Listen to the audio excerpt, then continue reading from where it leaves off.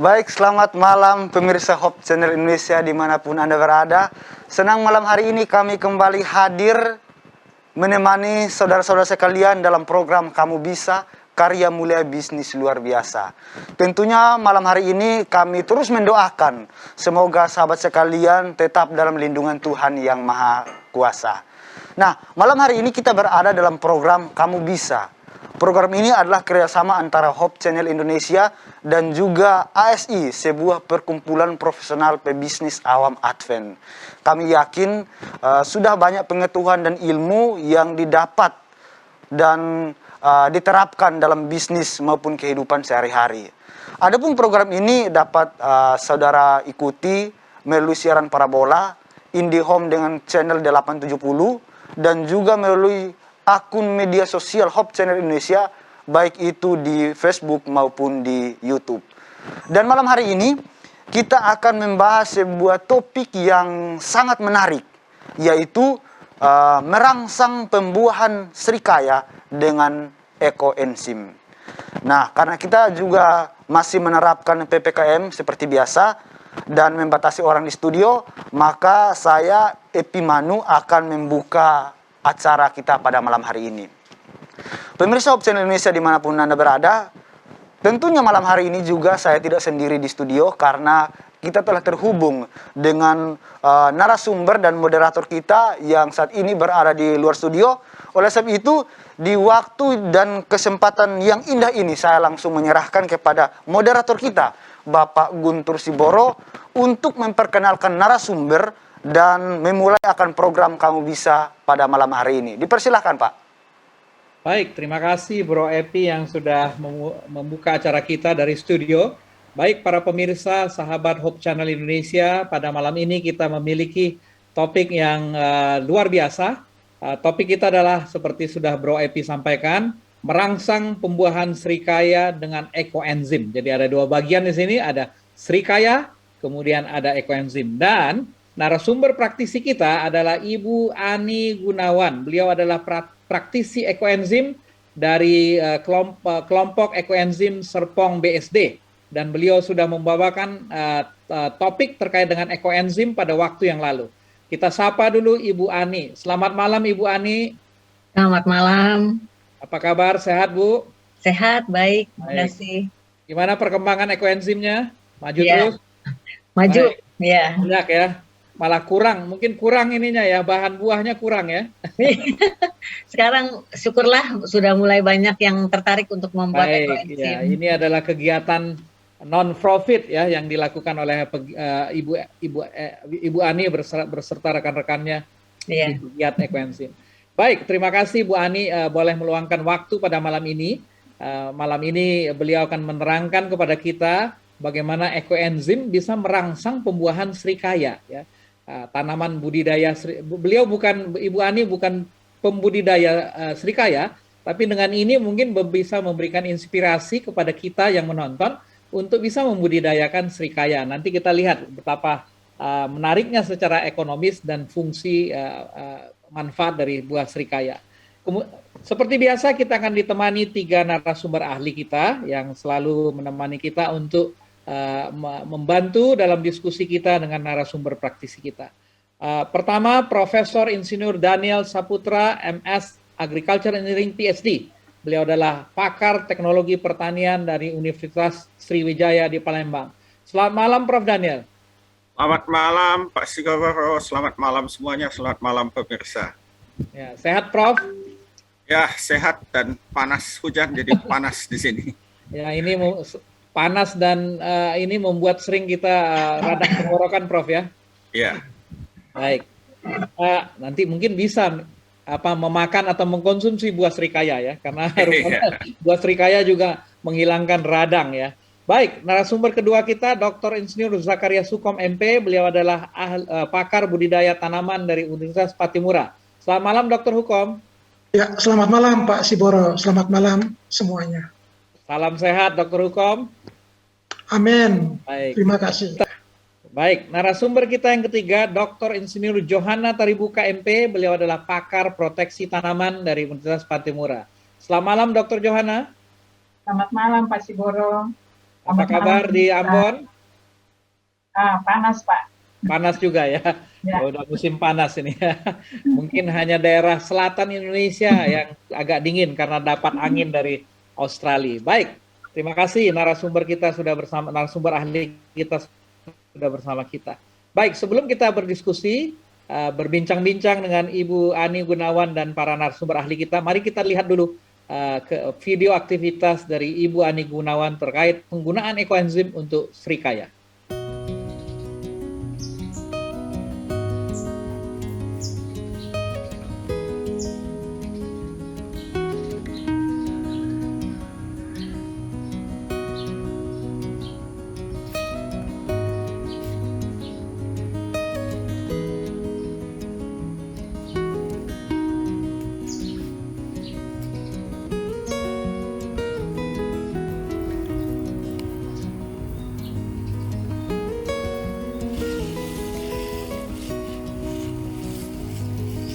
Baik, demikian video aktivitas dari Ibu Ani Gunawan terkait dengan pohon srikayanya di halaman rumahnya.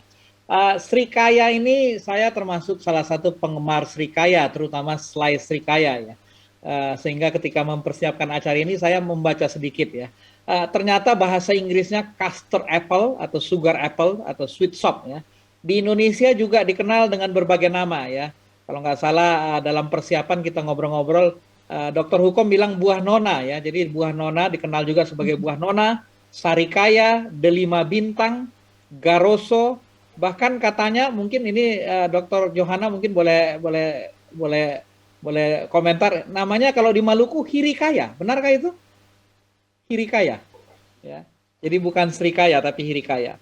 Nah, srikaya ini biasanya kita panggil buah nona, Pak. Buah nona ya, buah nona. Mungkin karena dari bahasa Latinnya Annona squamosa. Jadi bahasa Latinnya adalah Annona squamosa, satu keluarga dengan sirsak. Buah ini atau tanaman ini berasal dari daerah tropis benua Amerika. Jadi berasal dari Brazil, daerah Brazil benua tropis, sehingga memang cocok untuk Indonesia yang berada di Katulistiwa ya. Berbentuk perdu atau pohon tinggi 3-6 meter. Kalau Ibu Ani, pohon srikayanya berapa tinggi, Bu? Ya, sekitar sekian sih, Pak. 3-6 meter ya. Iya. Kemudian memiliki buah semu, berbentuk bulat atau kerucut, daging buahnya berwarna putih, berbintik kuning, dan pohon ini suka ada naungannya, jadi ada teduhnya ya. Jadi mungkin itu makanya di tempat Bu Ani, karena naungannya mungkin sebelah rumah, maka akan lebih senang dia.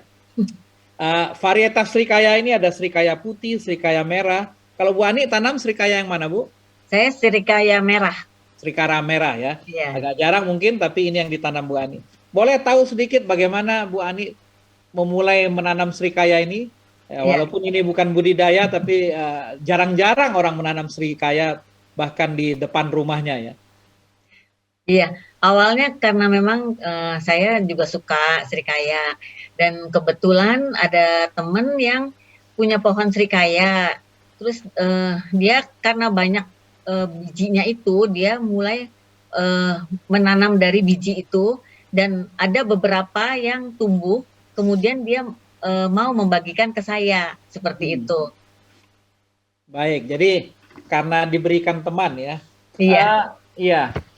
Kalau saya baca di literatur di daerah Jawa Timur ya, di daerah Pasuruan katanya banyak ditanam, tapi mungkin di tempat-tempat lain. Dr. Hukom, budidaya srikaya kira-kira di daerah mana? Mungkin Jawa Tengah, Jogja ada, Bu, Pak Hukom? Ya, di Jogja ada di Gunung Kidul, Pak. Oh, di Gunung Kidul ya. Mungkin boleh mendapatkan pendapat dari Prof. Daniel nih. Ya, katanya nilai ekonomisnya tinggi. Ini Bu, memang apakah, karena saya jarang mendengar ada budidaya srikaya ya, tapi kenapa kira-kira Prof. Daniel kalau kalau nilai ekonomisnya tinggi tapi kurang terkenal sebagai tanaman budidaya? Baik, terima kasih Pak. Jadi dengan zaman kita ya untuk publikasi, baik menggunakan media sosial dan sebagainya, kemudian juga dengan manfaat yang didapatkan dari srikaya yang cukup banyak seperti yang sudah disampaikan oleh Pak Siboro tadi, maka minat orang sekarang terhadap buah-buahan ini, khususnya yang pencinta kesehatan, meningkat. Dan Srikaya ini mempunyai tempat khusus, ya, tempat khusus karena dia mempunyai unsur-unsur gizi dan juga dampak bagi kesehatan yang cukup baik, sehingga mulai dijual di berbagai toko, khususnya di supermarket. Walaupun di pasar tradisional juga ada dijual, tetapi di supermarket ini perhatian orang relatif tinggi, ya. Dan karena belum banyak yang membudidayakan, harganya masih relatif tinggi. Ya, kalau kita bandingkan harganya hampir-hampir sama dengan buah impor harganya, ya. Jadi secara ekonomi saat sekarang kalau kita punya buah Srikaya dan mampu mensuplai dengan jumlah tertentu ke berbagai supermarket, maka merupakan bisnis yang lumayan, ya. Kalau kita bisa mengumpulkannya dari pedesaan, ya, atau kita minta orang mengumpul, kemudian kita beli, dan kita bisa mensuplai, ya. Nah, supermarket biasanya maunya supply-nya continue, atau selang waktu tertentu itu selalu tersedia dengan mutu tertentu, ya, mutu yang ditentukan oleh supermarket. Nah, sampai sekarang ini belum ada sebetulnya kualitas mutu, ya, tapi biasanya itu dilihat dari kebersihan kulit, ya, warna, aroma, ya, kemudian kelihatan masih segar, tangkainya masih relatif belum kering, begitu, ya. Jadi itu akan menentukan mutu, dan kalau itu bisa dipenuhi, maka harganya lumayan, ya. Saya lihat sekitar 50.000, kalau nggak salah 50 atau 60.000 1 kilo Srikaya ini di supermarket. Jadi mendekati buah impor, dan ini merupakan bisnis, ya, peluang bisnis yang luar biasa, khususnya bagi para pemirsa kalau ingin berbisnis, boleh, ya, berkeliling. Mungkin karena belum populer sekali, orang hanya menanam beberapa pohon di sekitar rumah, ya. Jadinya kita kalau sebagai pebisnis mesti mengumpul itu dari berbagai rumah dan berdesa untuk bisa kita bawa ke pasar. Dan mungkin yang BS-nya istilahnya itu, yang kurang bagusnya itu dijual di pasar tradisional. Saya juga lihat ada, tetapi itu sudah mulai ada bintik-bintiknya atau apa gitu, ya, Srikayanya, dan tidak selalu ada di pasar tradisional. Terima kasih. Baik, terima kasih Prof. Daniel, ya. Jadi nilai ekonomisnya tinggi, pasarnya luas, supply-nya mungkin belum konsisten, ya, belum banyak, ya. Kemudian dari sisi nutrisi tadi sangat memiliki nutrisi sebagai produk makanan, ya, bahkan disebutkan 90 kilokalori per 100 gram, ya.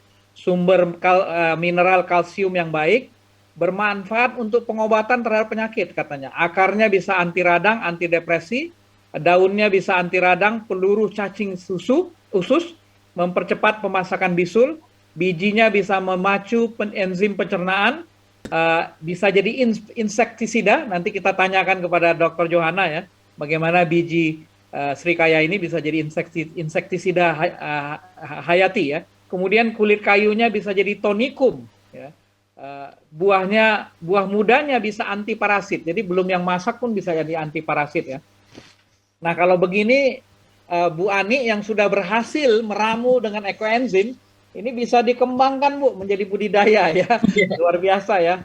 Padahal kalau kita nanti dengar dari Bu Ani, ini satu pohon yang Ibu tanam saja menghasilkan buahnya banyak, Bu, ya. Tidak berhenti, ya. Berbuah terus tiap saat. Iya, berbuah terus, Pak. Wah, luar biasa, ya. Jadi kalau tinggal direplikasi untuk kira-kira 500 pohon mungkin, Bu. Karena nanti kita pelajari, ya, ramuannya sudah pas dengan ekoenzim, maka akan baik, ya. Baik, sebelum kita berlanjut dalam diskusi ini, kita ingin tanyakan dulu ke Dokter Hukom, ya. Syarat tumbuhnya seperti apa nih, Dokter Hukom, ya? Karena ini datangnya dari daerah tropis, apa memang cocok sekali untuk kita? Ya, baik Pak Siboro, terima kasih untuk Srikaya atau Annona squamosa. Ini bisa tumbuh di dataran rendah sampai dengan dataran sedang. Karena memang dia penciri adalah tanaman tropis. Jadi batas ketinggian yang bisa ditanam dengan tanaman serikaya ini sampai dengan ketinggian 800 meter dari permukaan laut. Dia juga menghendaki tanah yang bertekstur pasir sampai dengan lempung berpasir. Jadi sifatnya ringan, tanahnya sifat ringan dengan kisaran pH itu antara 5,5, 6,5 ya, sampai dengan 7,5 itu bisa. Artinya bahwa pH kisaran ini adalah pH yang bersifat netral dan cocok untuk semua jenis tanaman hidup, karena pada kondisi pH demikian hara yang dibutuhkan oleh tanaman itu bisa tersedia dengan mudah.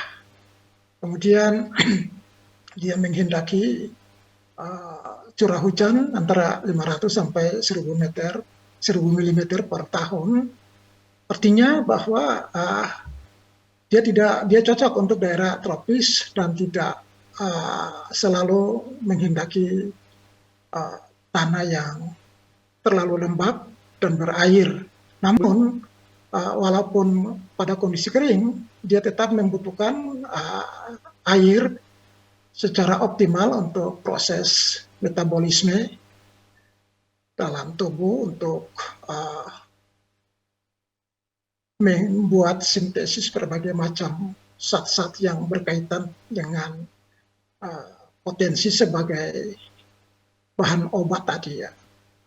Kemudian saya pikir suhu, karena suhu juga sangat penting, 21 derajat Celcius sampai dengan 30 derajat Celcius.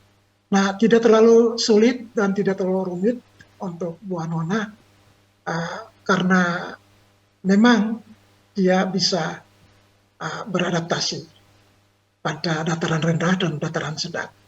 Mungkin itu yang bisa saya sampaikan, Pak. Baik, terima kasih. Terima kasih Dr. Hukom. Jadi memang jika selama ini topik-topik yang kita bicarakan banyak tanaman dan buah-buahan dari yang tumbuh baik di dataran tinggi ya.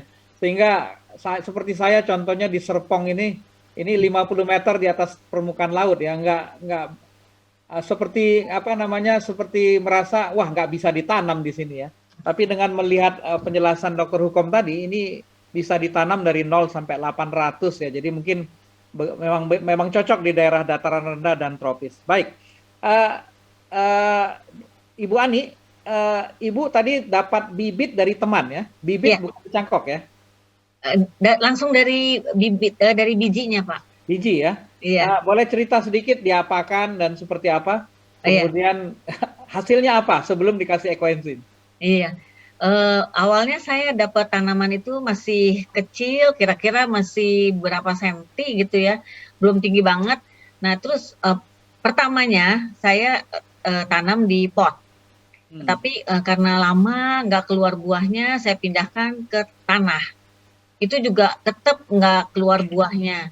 Akhirnya saya kan kata teman harus dipukul-pukul katanya. Saya pukul-pukul pohonnya, tetap nggak keluar buah juga. Kemudian saya trimming, daunnya saya kurangi, tetap juga nggak berbuah gitu Pak. Jadi berbagai usaha dilakukan nggak berbuah Bu ya? Iya. Ini sampai dilukai pohonnya juga ya? Sampai keluar luka sekali sih enggak, cuma saya pukul-pukul aja. Baik. Ya, mungkin Dr. Hukom boleh berkomentar, ini sering kita disarankan oleh orang ya, dipukul-pukul, dicacah ya. Ini ada penjelasan ilmiahnya nggak, Dr. Hukom? Ya, jadi memang banyak orang awam melakukan proses-proses seperti itu terhadap tanamannya, apalagi tanaman buah. Bila sudah umur pada waktu berbuah, dia tidak berbuah. Dan memang banyak dilakukan seperti itu. Namun ya secara ilmiahnya dengan teknik pukul-pukul ya. Nah itu secara ilmiah itu bisa merusak batang, karena di dalam batang itu ada jalur transportasi hara dan air. Jadi ada dua jaringan yang disebut dengan silem dan ada jaringan yang disebut dengan floem. Kalau yang ibu pukul itu ibu merusak atau ibu membuat treatment untuk bisa mempengaruhi jaringan yang namanya floem, yaitu daerah transportasi hasil fotosintat di bagian bawah tanaman akar, dengan catatan supaya tanaman itu tidak terlalu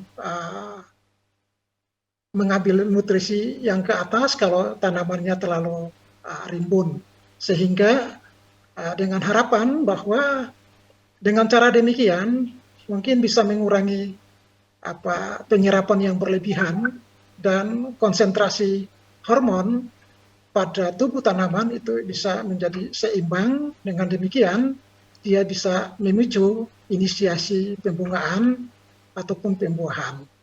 Nah itu jadi ibu melakukan itu, ibu merangsang, bukan merangsang, ibu menghambat perkembangan unsur-unsur yang bersifat sebagai prekursor pembentukan yang tadi saya bilang, pembentukan hormon, khususnya ini adalah hormon antokalin paling banyak. Ya, terima kasih Bu. Terima kasih Pak Siboro ya. Baik, terima kasih Dr. Hukom ya. Kemudian kembali ke Bu Ani, kira-kira apa yang menginspirasi Ibu nih? Sudah lama nggak berbuah, kemudian dicoba dengan ekoenzim, ada referensi atau coba-coba aja Bu? Ya, setahun yang lalu kan saya baru mengenal ekoenzim ya. Kemudian berdasarkan testimoni dari teman-teman, katanya bisa menyuburkan tanaman. Nah, saya uji coba nih dengan perbandingan 1 mili ekoenzim dengan 1000 mili air. Saya semprot di bagian bawah, di bagian akarnya, di bagian batangnya, juga daunnya. Dan ternyata buahnya malah jadi banyak gitu. Rupanya serikayanya cocok dengan campuran ekoenzim itu. Baik. Tadinya berbunga tidak juga Bu ya? Enggak ada sama sekali, cuma batang dan daun yang banyak. Iya. Sudah cukup tinggi tapi nggak ada bunga dan buah ya? Iya. Nah, sejak berapa lama diaplikasikan ekoenzim kemudian dia berbunga dan berbuah Bu? Saya kan setahun itu awalnya saya dapat sampel, jadi saya mulai coba itu, dan jadi selama setahun itu saya sudah mempraktekkan ekoenzim, setahun lebih bahkan. Mungkin Dr. Hukom bisa menjelaskan sedikit. Ini tadi kan coba-coba nih ya Bu Ani, ini campurannya 1 mili untuk 1000 ini ya. Iya. Ini kalau menurut saran Dr. Hukom seperti apa sebaiknya campuran yang tepat? Iya. Jadi ini adalah terobosan dari Ibu Ani dengan masalah yang tadi tanaman tidak berbuah, kemudian dibuat treatment pukul-pukul, tapi tidak juga berbuah, kemudian Ibu melakukan aplikasi ekoenzim, ternyata berbuah, terjadi pembungaan dan pembuahan. Nah ini cuma karena masalahnya coba saja, tetapi belum dilakukan penelitian secara ilmiah untuk mendapatkan rekomendasi yang tepat atau optimum. Namun mungkin menurut saya bahwa ekoenzim ini adalah memang sejenis pupuk hayati kalau dibilang ya, atau ya seperti itu, tapi hasilnya adalah fermentasi dari bahan-bahan yang Ibu Ani buat dari kulit buah, kemudian dengan molase dan dicampur dengan air, kemudian dibuat fermentasi. Nah, tapi belum tahu dengan jelas apa kandungan enzimnya. Sudah tahu atau belum Bu Ani? Sudah ada informasi tentang kandungan enzim yang sebenarnya di dalam larutan itu? Belum ada. secara keseluruhan ya, Belum ada ya. belum. Nah, jadi memang apa perlu nanti bisa diadakan penelitian-penelitian di dalam material ekoenzim ini sehingga betul-betul bisa kita menjelaskan secara ilmiah. Jadi kalau dengan cara yang demikian bisa menghasilkan pembungaan dan pembuahan yang banyak, itu berarti bahwa ada sesuatu di dalam ekoenzim itu yang bisa nanti berfungsi untuk bisa menyediakan nutrisi atau hara bagi tanaman. Karena proses produktivitas itu tergantung dari kemampuan tanah menyediakan hara atau nutrisi itu bagi tanaman. Ada 13 unsur dan itu sudah merupakan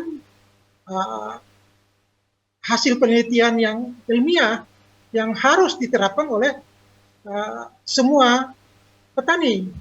Ya, seperti itu. Nah, sekarang jadi masalahnya kalau memang demikian ekoenzim seperti itu, pasti dia mempunyai ada kandungan entah itu mikroorganisme yang berperan nanti secara langsung untuk aktivitas perombakan semua sistem material yang ada dalam tanah.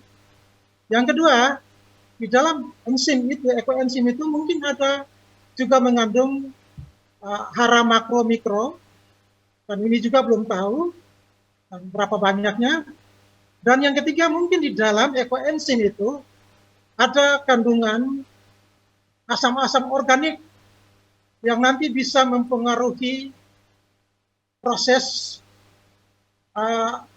pelepasan hara-hara makro mikro tertentu yang nanti bisa dia keluar dan bisa tersedia di dalam larutan tanah menjadi makanan bagi tanaman. Jadi ini perlu yang kita perlu tahu benar. Namun nanti kalau pengaruhnya kepada tanah, kalau memang itu dia mengandung asam organik, berapakah konsentrasi asam organik yang diberikan dalam larutan encer tadi? Dan jenis asam organik apakah yang memang berperan sehingga dia bisa nanti menetralisir tanah, ya, itu jenis tanah sehingga tanah punya pH-nya berkisar netral dan semua unsur hara itu bisa tersedia. Karena kalau saya bandingkan dengan tadi Ibu Ani kasih penjelasan dengan kondisi real sebelumnya, nah itu berarti ada sesuatu di balik itu dari ekoenzim. Dan ini yang harus kita jelaskan secara ilmiah sehingga bisa diterima secara ilmiah oleh semua kalangan dan juga kita bisa memberikan edukasi yang tepat kepada para petani. Baik. Barangkali itu Pak yang perlu saya sampaikan. Baik, terima kasih Dr. Hukom. Jadi mungkin kalau nanti bisa diteliti lebih dalam optimalnya seperti apa ya. Tapi sekarang sudah terbukti ya, dari tidak berbuah menjadi berbuah banyak. Ini sebelum dikasih ekoenzim Bu Ani, apakah dikasih pupuk pohon serikayanya? Iya, saya sih coba dengan pupuk, saya ganti tanahnya itu yang tanahnya kan tadi tanah dari pekarangan saya tambah tanah juga yang itu yang mengandung pupuk kandang juga gitu. Tetap nggak mau berbuah ya. Juga, iya. Tanah sudah diganti, pupuk sudah diberikan ya. Pupuk kimia atau pupuk kompos, Bu? Saya sih tetap pakai kompos juga. Kompos ya. Iya. Nah, setelah ekoenzim diaplikasikan masih pakai pupuk juga? Enggak, sama sekali enggak. Ya. Jadi ekoenzim saja. Wah, ini menarik. Nanti kita akan diskusi lebih lanjut. Baik pemirsa, jika Anda memiliki pertanyaan terkait topik kita malam ini, boleh disampaikan ke call center Hope Channel Indonesia, bisa disampaikan juga melalui chat di YouTube Live maupun Facebook Live. Sebelum kita lanjut, kita lihat dulu yang satu ini.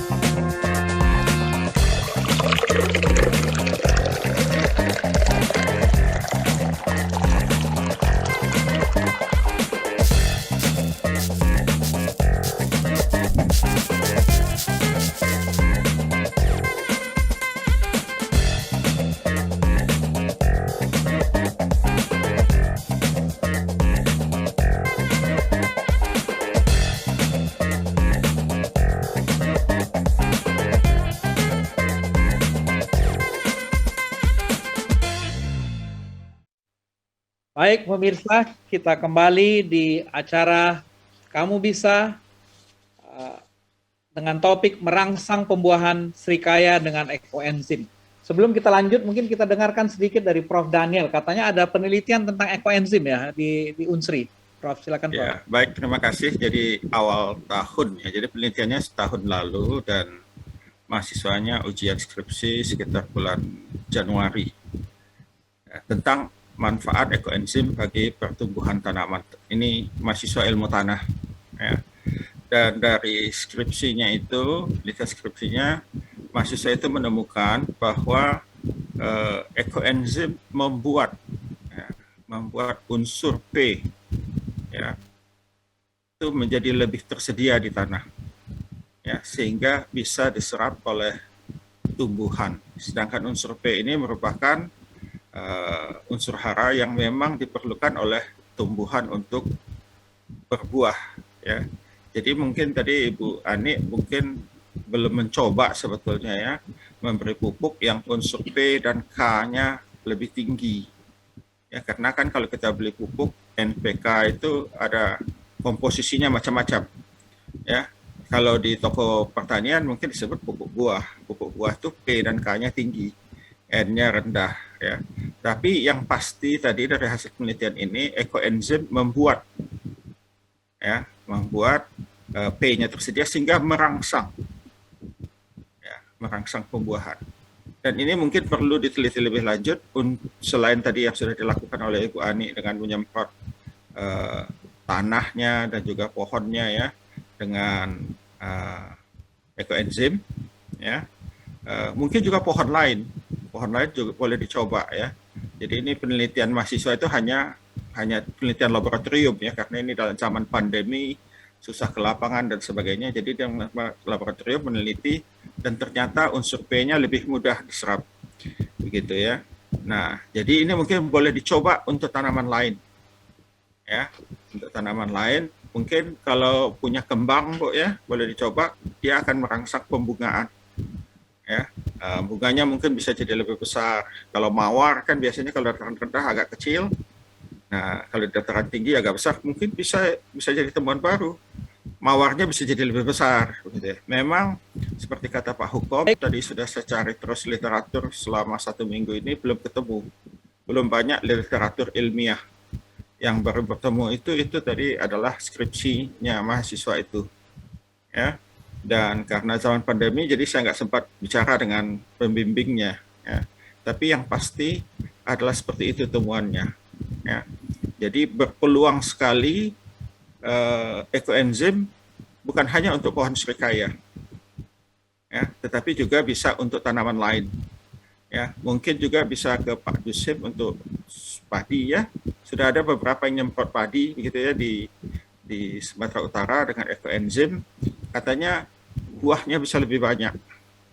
Ya, bulirnya itu lebih banyak gitu ya. Nah, jadi ini mungkin berkemungkinan besar masih perlu penelitian lebih lanjut. Dia P-nya lebih banyak, tapi sampai sekarang itu belum ketemu bagaimana mekanismenya ini. Si ekoenzim ini bisa merangsang P-nya bisa lebih mudah diserap oleh tanaman. Ya, terima kasih Pak. Baik, terima kasih Prof. Daniel ya. Jadi dari penjelasan Bu Ani tadi, boleh kita kategorikan ekoenzim ini cairan ajaib ya.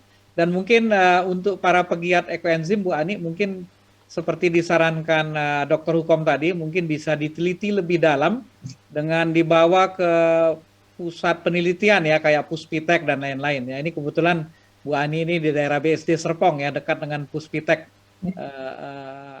di Serpong ya. Jadi mungkin dengan demikian bisa diteliti lebih dalam dan bisa dioptimalkan. Mungkin sekali lagi boleh diulang Bu, berapa campurannya, kemudian bagaimana mengaplikasikannya dan berapa sering. Boleh diulang mungkin supaya para pemirsa kita tahu, mungkin dicoba di srikaya, dicoba di tempat lain, mungkin bisa disamakan dulu. Iya, dengan 1 mili ekoenzim murni saya campur dengan 1 liter air. 1:1000 ya? Iya, 1:1000. Kemudian saya aplikasikannya, saya semprotkan ke akarnya, ke batangnya, ke daunnya saya semprotkan. Dan itu saya lakukan sih setiap pagi, setiap hari.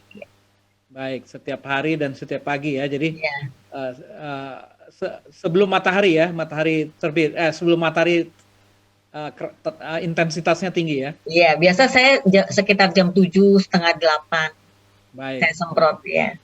Baik, ini tanaman serikaya Ibu ini ada hama penyakitnya nggak? Hamanya nggak ada, cuma yang sering itu tanam buahnya itu yang dimakan sama burung atau kelelawar, itu yang biasanya buahnya jadi bolong. Bolong ya. Baik, dari literatur cukup banyak sebenarnya hama dan penyakit dari serikaya ini ya. Mungkin boleh dijelaskan oleh Dr. Johanna mungkin, dan mungkin apakah karena Bu Ani memakai ekoenzim sehingga hama penyakitnya tidak banyak atau tidak ada ya? Silakan Dr. Johanna. Ya, terima kasih Pak Siboro. Memang pada pohon serikaya ini ada beberapa jenis hama maupun penyakitnya. Kalau untuk hama itu lebih banyak kutu putih atau kutu kebul itu yang menyerang daun maupun buah serikaya, sehingga ada muncul putih-putih di bagian tanaman itu. Kemudian ada juga kalau penyakit itu kita sebut dengan penyakit antraknos, yaitu busuk hitam. Itu beberapa penyakit yang biasanya menyerang tanaman serikaya, dan itu cukup merugikan. Kalau sampai busuk buah itu akan gugur dan tidak bisa digunakan. Tetapi serikaya ini juga punya manfaat sebagai pestisida nabati, baik daun maupun bijinya. Sehingga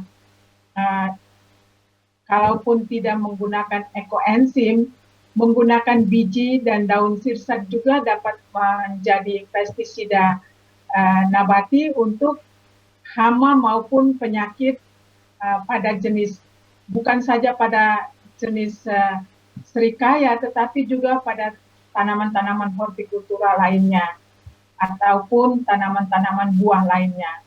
Nah, karena di biji maupun daun serikaya itu ada kandungan metabolit sekundernya yang cukup bermanfaat, yang bisa digunakan sebagai bahan dasar pestisida nabati. Jadi bisa menjadi insektisida maupun fungisida, karena ada beberapa jenis senyawa seperti alkaloid, di dalamnya juga ada tanin, fenol, yang bisa menjadi penghambat bagi hama maupun penyakit untuk berkembang. Kalau di biji sendiri, dari namanya itu ada metabolit sekunder yang namanya anonain dan juga squamosin. Itu juga ada di dalam buah sirsak itu, yang juga dia nanti bisa menjadi dibuat menjadi pestisida nabati. Kira-kira begitu dulu Pak Siboro. Baik. Terima kasih Dr. Johanna. Jadi memang keluarga sirsak dan serikaya ini memang bisa dibuat jadi pestisida nabati ya. Tadi dari penjelasan Bu Ani tidak banyak hama dan penyakit. Apakah ini juga disebabkan oleh ekoenzim ini membuat tanaman itu tahan terhadap hama dan penyakit, Bu Dr. Johanna? Ya, benar sekali Pak Siboro, karena dia akan mengusir hama ataupun yang biasanya datang ke tanaman itu dengan menggunakan ekoenzim. Ada baunya itu yang bisa mengusir. Dia tidak mematikan tetapi mengusir hama, menolak datangnya hama maupun karena hama kutu kebul itu biasanya itu dia merupakan faktor untuk terjadinya penyakit virus pada tanaman, sehingga kalau kita semprotkan ekoenzim, nah sumber faktor itu hama tadi dia akan hilang dan tentunya penyebab penyakitnya itu tidak akan muncul gitu. Terima kasih Pak Sibol. Baik. Jadi kelihatannya Bu Ani disemprotkan di akar dan di tanah itu membuat membuat buah berkembang banyak, disemprotkan di batang dan di daun itu membuat tahan hama. Tapi masih ada burung dan kelelawar Bu Ani ya? Iya. Nah ini kira-kira gimana kalau burung dan kelelawar ini Dr. Johana? Diapain ini?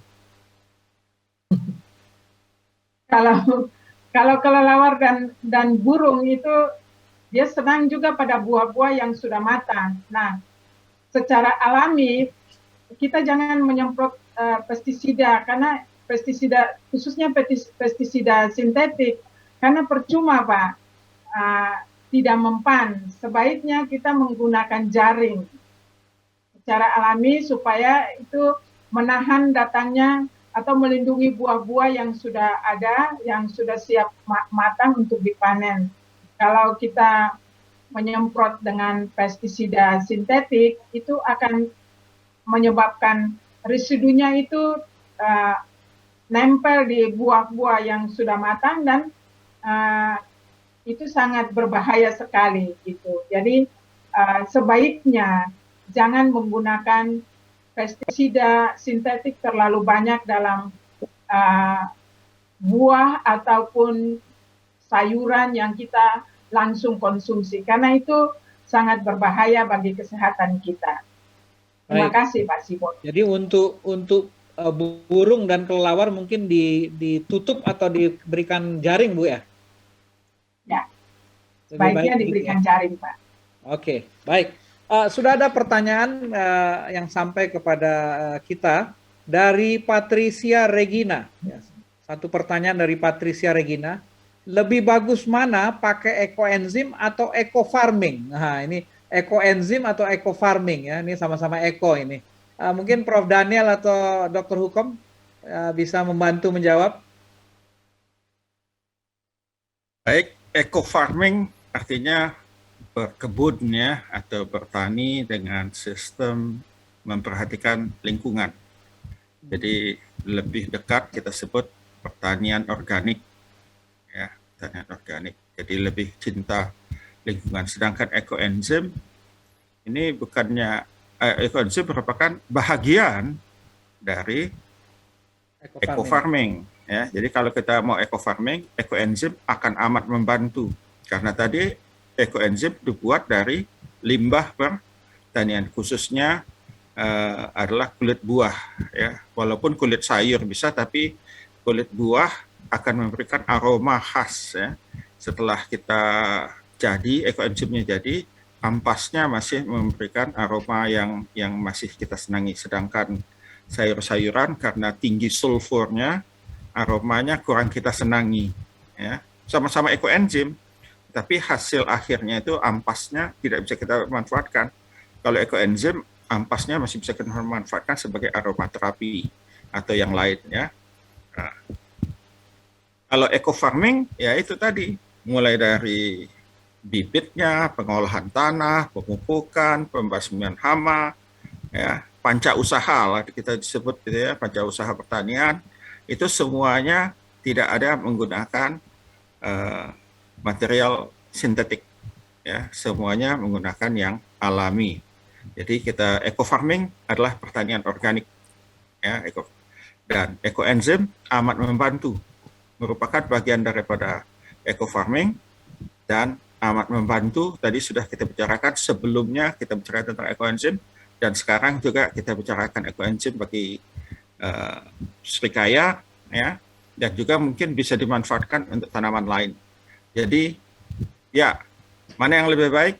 Eco farming ditambah ekoenzim akan lebih baik. Baik, terima kasih. Jadi ekoenzim ini bagian dari eco farming ya. Nah, Bu Ani ini juga pegiat lingkungan hidup ya. Mungkin Bu Ani mau menjawab ini terkait dengan ekoenzim atau eco farming, walaupun Prof Daniel sudah menjelaskan ekoenzim bagian dari eco farming. Ada yang mau ditambahkan Bu Ani? Iya, sebenarnya sudah terjawab semua ya dari Prof Daniel. Cuma kalau misalnya ekoenzim itu berarti kita meminimalisir sampah untuk sampai ke TPA, itu aja. Jadi kita mengelola limbah. Baik, baik, terima kasih. Termasuk tadi mungkin yang diterangkan oleh Ibu Dr. Johanna ya, bahwa pestisida atau insektisida juga dengan pemakaian ekoenzim menjadi eco-farming ya. Jadi bukan hanya tadi pemupukan atau bibit, tapi juga terhadap hama dan penyakit. Baik, ini tanda-tandanya dia sudah pas untuk diambil, ini apa Bu Ani? Buah serikaya ini? Oh, biasanya saya tunggu sampai masak banget gitu. Jadi kan buah serikaya itu kan permukaannya nggak yang mulus gitu, tapi kayak ada apa sih, kayak benjolan-benjolan gitu. Nah, saya tunggu sampai jaraknya antara yang benjolan-benjolannya itu agak besar gitu. Jadi itu buahnya sudah masak seperti itu. Tapi jangan sampai dia membelah. Kalau sudah sampai terbelah berarti udah terlalu masak banget itu. Ya, baik. Jadi diperhatikan satu-satu ya, karena masak buahnya terjadi individual Bu ya, nggak rame-rame, bukan musim ya. Iya, gantian. Ya. Kira-kira buah yang Ibu dapat beratnya berapa berat, berapa ons? Ya, kadang-kadang ada yang besar banget gitu. Juga kadang-kadang sih ada yang sedang gitu, Pak Siboro. Jadi saya sebenarnya saya sih nggak pernah nimbang gitu secara pasti. Oh, oke. Katanya kalau yang yang varietas serikaya jumbo itu 8 ons, Bu. Oh. Jadi ini kira-kira sampai 8 ons? Mungkin ya, pernah ada yang besar ada banget yang besar soalnya juga, ya. Jadi ya, serikaya jumbo itu katanya silang antara serikaya lokal dengan serikaya Australia ya. Jadi mungkin kalau dia sudah sampai 8 ons, berarti memang sudah menandingi serikaya jumbo ya. Nah, ini mulai berbuahnya setelah dikasih ekoenzim umur berapa nih, Bu? Kira-kira udah berapa tahun itu ya? 2-3 tahun? Ada. Ya, kira-kira 2-3 tahun ya. Iya. Jadi udah pernah dihitung Bu berapa produksinya per pohon, berapa buah? Belum sih, saya belum menghitung itu karena begitu ada yang udah mulai besar gitu, biasanya suka ada yang minta gitu. Jadi begitu matang ya saya berikan ke tetangga kiri kanan. Langsung diberikan ya, belum dikomersialkan Bu ya. Ya, menurut literatur sih 50 sampai 60 buah per pohon Bu ya. Jadi kalau kalau Ibu tadi mengatakan sudah sering dibagikan, mungkin lebih dari itu ya. Pemirsa, jika Anda ingin memiliki bibit serikaya, Ibu Ani memiliki beberapa bibit yang bisa kita berikan bagi penanya-penanya. Tadi Ibu Patricia akan kita kirimkan bibit ya. Nanti tolong disampaikan alamatnya kepada Hope Channel, akan kita berikan ya. Dari sisi kalau Bu Ani karena langsung diberikan ya, tapi dari sisi pasca panen, Prof Daniel mungkin tahu kira-kira bisa berikan gambaran kalau ini kan agak ya nggak lunak sih, tapi berapa lama dia tahan dan seperti apa bisa disimpan untuk buah serikaya ini? Terima kasih Pak. Jadi tadi tentang apakah dia sudah tua. Beda tua dengan matang. Kalau tua itu matang di pohon sebetulnya ya. Itu buah itu pada waktu tadi sudah dikatakan oleh Bu Ani ada benjolan seperti sisik sebetulnya. Sisik tapi tidak sisik begitu ya. Benjolan-benjolannya memang berupa sisik. Pada waktu dia masih muda itu relatif agak rata. Ya, rata. Tetapi pada waktu dia sudah tua, artinya sudah layak untuk dipanen, si sisiknya ini sudah mulai ada tonjolan, gitu ya, sudah ada mulai tonjolan. Nah ini tadi buahnya ini kan sekitar 110 hari mendekati mangga, ya, mangga itu antara 80 ke 90 hari. Jadi sejak terjadinya putik, Jadi di bagian tangkainya itu akan mudah terlihat, dia akan lebih melengkung seperti hati. Ya, kalau dia masih muda itu rata, itu sekitar 70 hari dan itu masih asam. Ya. Nah, kalau dia sudah melengkung, nah ini sudah tua. Kita anggap batang di pohon untuk kita panen ya.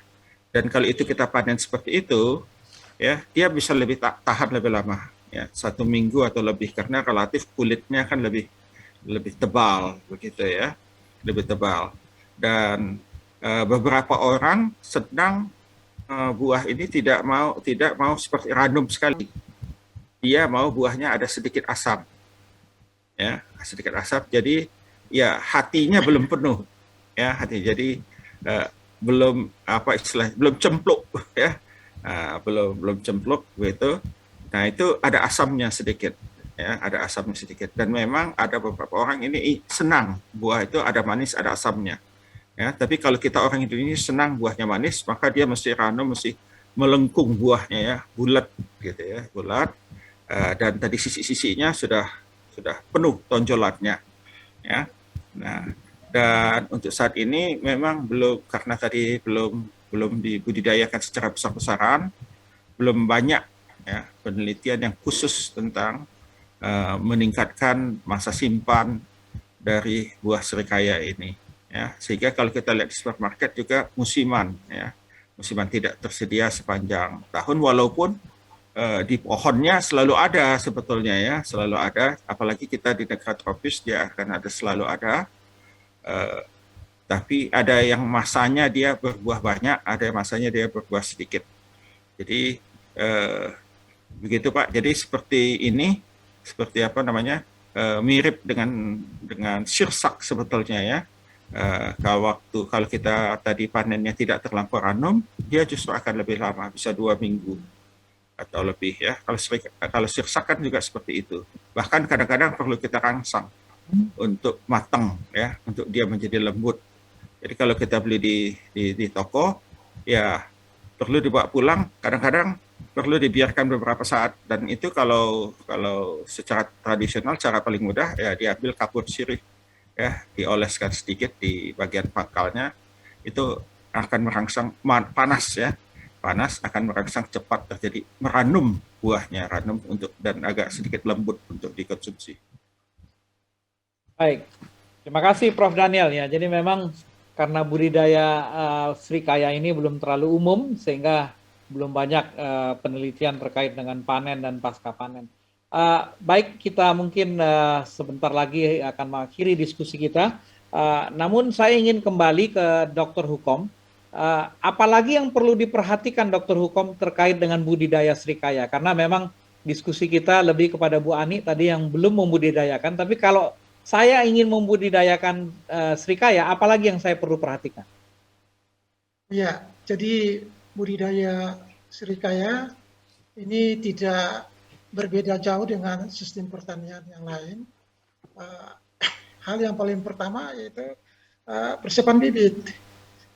Kita sudah persiapan bibit itu bisa dibuat dari biji secara generatif ataukah dengan perbanyakan secara vegetatif dengan cara penyempelan, ataukah juga dengan cara-cara cangkok, populasi dan macam-macam. Yang kedua, harus pengolahan tanah. Tanah harus diperhatikan. Jadi tanah harus sesuai. Daerah ketinggian dari permukaan laut harus diperhatikan. Kemudian pemeliharaan. Jadi pemeliharaan kita harus lakukan seperti biasa. Jadi pemupukan harus penyiraman dengan air. 2 hal itu yang sangat penting. Sedangkan tanaman ini kan dia tidak terlalu menerima sinar matahari yang full. Berarti ada sistem kejenuhan sinar. Nah, ini perlu diperhatikan berapa kebutuhan sinar yang tepat supaya produksinya maksimal. Lalu yang berikut tentang masalah proteksi tadi yang sudah dijelaskan oleh Ibu Taribuka tadi. Lalu saya pikir itu yang tidak ada masalah, yang paling penting adalah ekoenzim yang digunakan. Kalau Ibu pakai ekoenzim, berarti Ibu harus tahu di dalam 1000 ppm itu berapakah kandungan nutrisinya. Karena nanti tiap tahun itu tanaman bertumbuh kan dia harus menyerap nutrisi dari dalam tanah. Dan jenis tanah apa yang digunakan, nah kita harus tahu. Kalau seandainya jenis tanah yang netral, seperti tanah berpasir atau lempung berpasir, itu tidak ada masalah sebetulnya, karena pH-nya pasti netral. Kecuali kalau ibu tanam pada tanah-tanah yang pH-nya rendah, atau tanah yang alkalin. Nah itu mungkin bermasalah, karena ketersediaan hara itu menjadi masalah, apalagi yang tadi dijelaskan oleh Prof. Daniel, itu ketersediaan hara P, itu diikat oleh mineral dalam tanah. Nah ini nanti akan ada di dalam tanah yang seperti itu, yang alkalin atau yang masam, itu unsur tidak bisa tersedia, seperti P, K tidak bisa tersedia. Nanti di yang alkalin, S, sulfur tidak tersedia. Unsur-unsur ini sangat memegang peranan dalam membentukkan konstituen-konstituen senyawa pembentuk tubuh tanaman dan kualitas tanaman. Jadi kalau itu tidak ada, berarti kualitas tidak baik. Nah, untuk ekoenzim sendiri, ya ini memang perlu ditelusuri lagi secara mendalam, sehingga kalau seandainya itu diberikan sekian gram bahan organiknya dilarutkan dalam air 10 liter dengan molase 1 umpamanya 1:3:10, itu kan kita bisa tahu. Kita bisa tahu berapakah kandungan hara yang ada dalam cairan itu kalau difermentasi selama 3 bulan. Itu kan bisa hitung itu. Kita tahu bahan apa yang kita gunakan. Mangga, kulit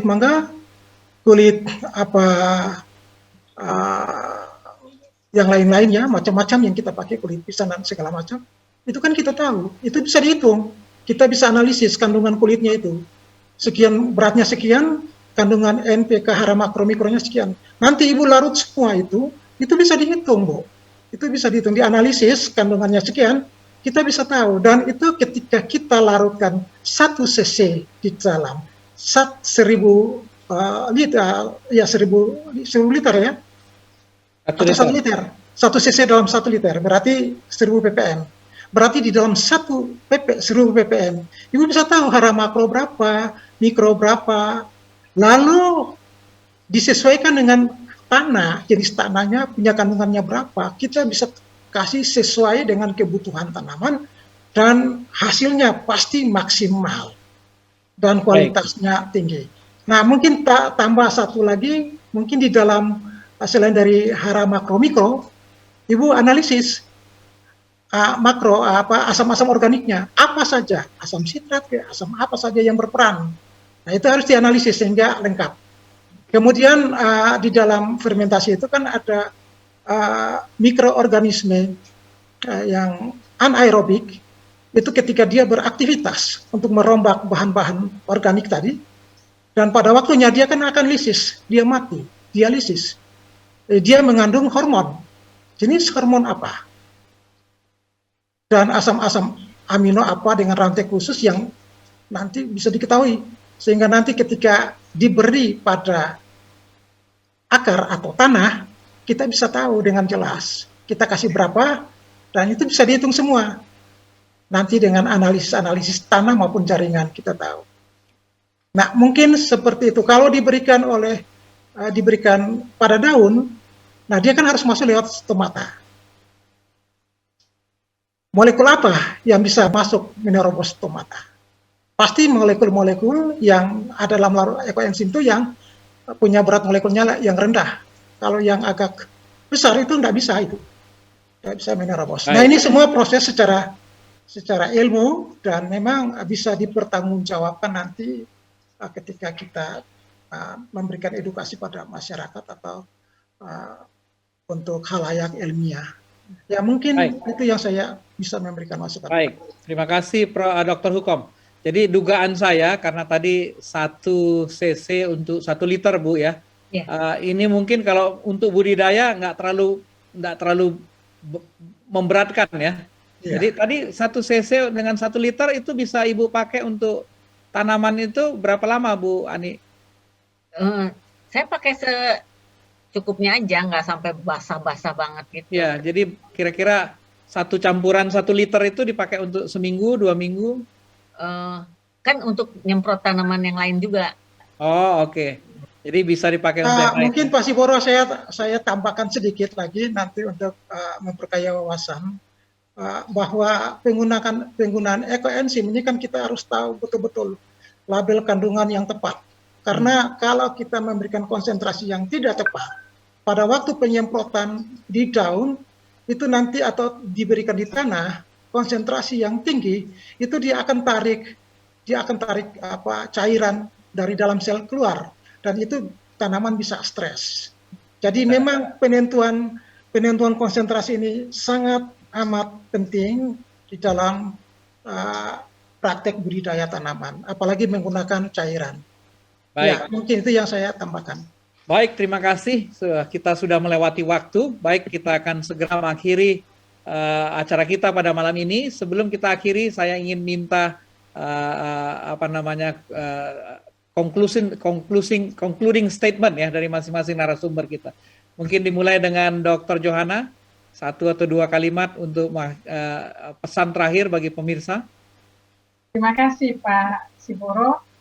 Penggunaan ekoenzim baik untuk kesehatan lingkungan maupun tanaman. Untuk itu tingkatkan penggunaan ekoenzim dan belajarlah untuk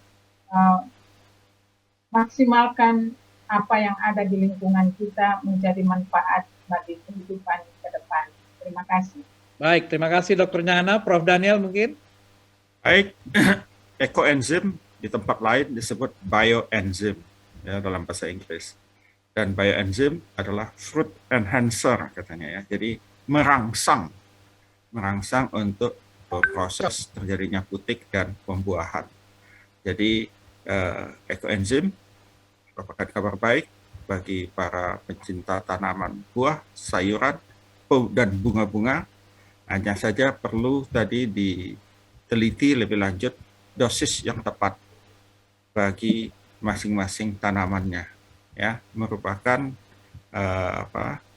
zat yang dapat membuat tanaman menyerap unsur hara jadi lebih mudah dan merangsang pembuahan. Selamat bagi Bu Ani yang telah berhasil membuat pohon serikaya berbuah, boleh mencobanya untuk tanaman buah lainnya dan juga untuk tanaman hias. Baik, terima kasih Prof. Daniel. Dr. Hukom?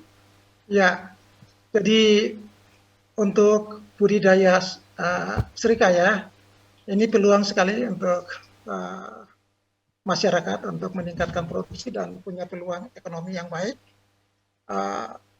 sehingga terbuka juga pasar, apalagi sangat bermanfaat untuk kesehatan.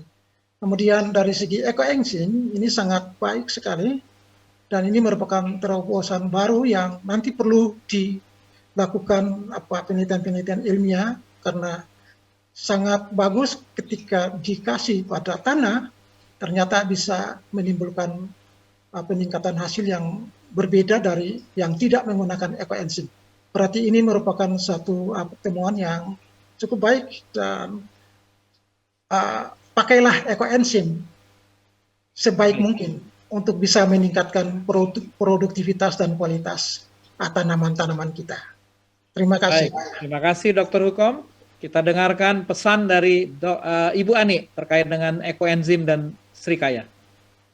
Mari kita makin mencintai bumi dengan memanfaatkan sampah di sekitar kita dengan membuat ekoenzim cairan sejuta manfaat.